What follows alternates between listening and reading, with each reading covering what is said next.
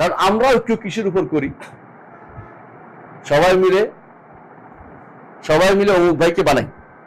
অমুক ভাই কি নামাজ পড়ে কিনা, আখিরাতে বিশ্বাসী কিনা, অমুক ভাই আখিরাতে বিশ্বাস করে কিনা, হালাল হারাম মেনে চলে কিনা, ওই চিন্তা আমাদের জীবনেও আসে না। আসে না, এমন অবস্থা দাঁড়িয়েছে। এবং আমরা সবাইয়ের জন্য ভোট দিচ্ছি, নারীর ভোটটাও নেই। নারীকে আবার রাষ্ট্রপ্রধানও বানাই, নারীকে আবার স্পিকারও বানাই, নারীকে আবার ভাইস চেয়ারম্যানও বানাই এলাকা ভিত্তিক। আমি বুঝাতে পারছি? এইটার কোনো সিস্টেম ইসলামে নাই, একটু নাই এটার ভিতরে।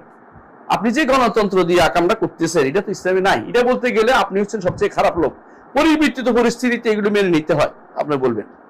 পরিবর্তিত পরিস্থিতিতে আপনাকে বলবো যে এগুলি বাদ দিয়ে এখন কি করতে হবে, নতুন করে আপনার চিন্তা করতে হবে। এখন নারীদেরকে এখন কিভাবে ক্ষমতায়ন করা যায় চিন্তা আপনার লাগবে। নারীদের ব্যাপারে আরেকবার চিন্তা করার দরকার আছে। মানে আপনি নিজেই পরিবর্তন না হইয়া ইসলামকে পরিবর্তন করতে চাচ্ছেন। হ্যাঁ, পার্থক্যটা বুঝে আসছে তো? এটা হচ্ছে আহলে সুন্নাত জামাতের বিরোধী কাজ, যেটা কোনোভাবেই করা যাবে না,